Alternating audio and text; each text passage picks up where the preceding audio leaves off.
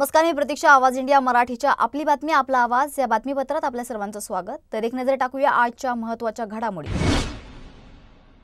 1 November रोजी मुंबईत निवडणूक आयोगाच्या बेजबाबदार कारभार, मतचोरी, मतांमधील घोळ आणि निवडणुकीतील गैरव्यवहार यांविरोधात महाविकास आघाडीतील पक्ष, मनसे आणि अन्य विरोधक पक्ष मोर्चा काढणार आहेत.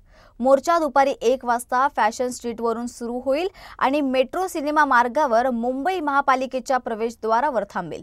मोर्चाला राज ठाकरे, डाव्या पक्षांचे नेते आणि आघाडीचे नेते मार्गदर्शन करतील. यामध्ये केवळ राजकीय पक्षच नव्हे तर ज्यांना मतचोरी झाली असल्याचा विश्वास आहे किंवा चुकीच्या मतदानामुळे सरकारमध्ये बसले आहेत असे लोक देखील सहभागी होतील. पोलिसांना मोर्चाबाबत सूचना दिल्यात. रूट प्रसिद्ध करण्यात आलाय आणि लोकांच्या व्यवस्थेसाठी QR कोड पाठवला जाईल. मुंबईतून येणाऱ्या लोकांच्या वाहतुकीचीही व्यवस्था केली जाईल. प्रमुख नेते मतचोरी संदर्भातील पुढील आंदोलनाची दिशा ठरवतील. बच्चू कडू यांनी राज्य सरकारला कर्जमाफीच्या मुद्द्यावर बनवाबनवी करू नये असा सल्ला दिलाय. त्यांच्या मते शेतकऱ्यांच्या आक्रोशामुळेच ते रस्त्यावर आलेत आणि त्यांना सरकारच्या निर्णयाने व्यथित केलंय.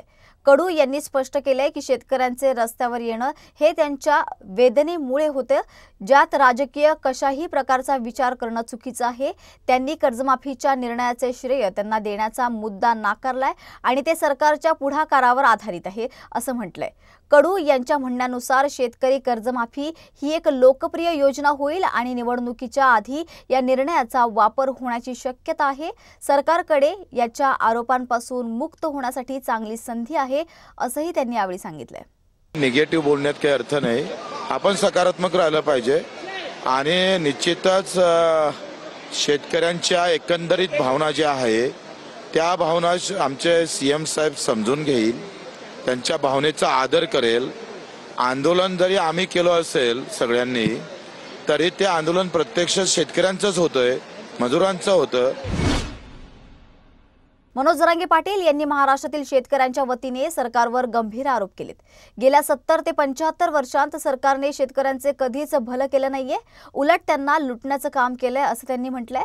तर अतिवृष्टीमुळे शेतकऱ्यांचे मोठं नुकसान झालं असून पिके, पशुधन, घरातील धान्य आणि मौल्यवान वस्तू वाहून गेल्यात. केवळ 2 ते 3 हजार रुपयांची मदत ही भरपाई नसून शेतकऱ्यांना 100% नुकसान भरपाई मिळाली पाहिजे यावर ते ठाम आहेत असं त्यांनी यावेळी म्हटलंय. सगळं संसार शेतकऱ्यांचा उद्ध्वस्त झाला.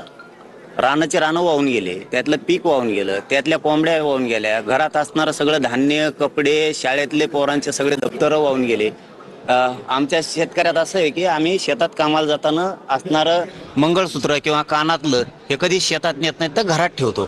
ते घरात ठेवलेलं सुद्धा सोन्या नाण्यासहित सगळं वाहून गेलं. बाजरी, ज्वारी, गहू असणाऱ्या घरात त्याला कोंब उगले.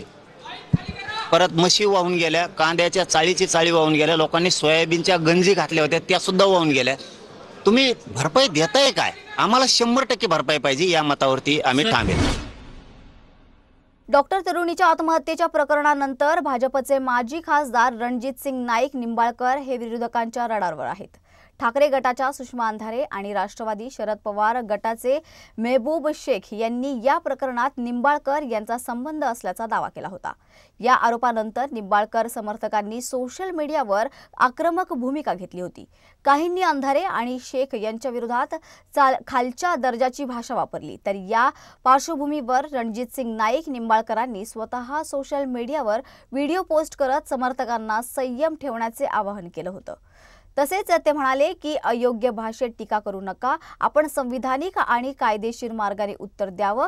आपल्याला बदला घ्यायचा नाहीये, बदलाव करायचा आहे. राष्ट्रवादी काँग्रेसचे आमदार रोहित पवार यांनी बनावट आधार कार्ड उघड केल्यानंतर मुंबई पोलिसांनी अज्ञात व्यक्तीविरुद्ध FIR दाखल केली आहे. आमदाराने असा दावा केला आहे की ट्रम्प यांच्या नावाने बनावट आधार कार्ड तयार करण्यात आलं आहे आणि ते बनावट मतदार नोंदणीसाठी वापरलं जात होतं. पोलिसांनी अज्ञात व्यक्तींविरुद्ध BNS आणि IT कायद्याच्या तरतुदीनुसार गुन्हा दाखल केला आहे. ऑक्टोबरच्या अखेरीस पोहोचलो तरी मान्सून थांबण्याचं नाव घेत नाहीये. महाराष्ट्रातील अनेक जिल्ह्यांना पावसाचा इशारा दिला असून मुंबईत देखील सकाळपासून ढगाळ वातावरणासह संततधार पावसाच्या सरी बरसत आहेत. तर मोन्था चक्रीवादळाचा हा परिणाम असल्याचं तज्ज्ञांकडून सांगण्यात येत आहे. राज्यात सध्या वाऱ्यासह पाऊस सुरू आहे. या पावसामुळे शेती पिकांचं मोठं नुकसान झालंय. अरबी समुद्र आणि बंगालच्या उपसागरातील हवामान बदलामुळे विदर्भासोबतच कोकण किनारपट्टीला अलर्ट जारी करण्यात आलाय. अरबी समुद्रातील कमी दाबाच्या क्षेत्रामुळे 2 दिवस कोकण किनारी मध्यम स्वरूपाचा पावसाचा अंदाज वर्तवण्यात येतोय. तर मोन्था चक्रीवादळाच्या पार्श्वभूमीवर समुद्रात उसळणाऱ्या लाटा पाहता संपूर्ण कोकण किनारपट्टीला दक्षतेचा इशारा देण्यात आलाय. 5 नोव्हेंबरपर्यंत राज्यभर ढगाळ वातावरण राहून हलका ते मुसळधार पाऊस पडण्याची शक्यता हवामान विभागाकडून वर्तवण्यात येते. टेरिफमुळे दोन्ही देशांच्या व्यापारावर मोठा परिणाम झालाय. भारतावर 50% टेरिफ अमेरिकेने लावल्याने सर्वांनाच धक्का बसलाय. आता भारत आणि अमेरिका यांच्यात व्यापार करार लवकरच होणार आहे. दोन्ही देशांमध्ये चर्चा सुरू असून अंतिम टप्प्यात निर्णय असल्याचं स्वतः अमेरिकेचे राष्ट्राध्यक्ष डोनाल्ड ट्रम्प यांनी म्हटलंय. यासोबतच भारताला मोठा दिलासा मिळण्याचंही स्पष्ट सांगितलंय.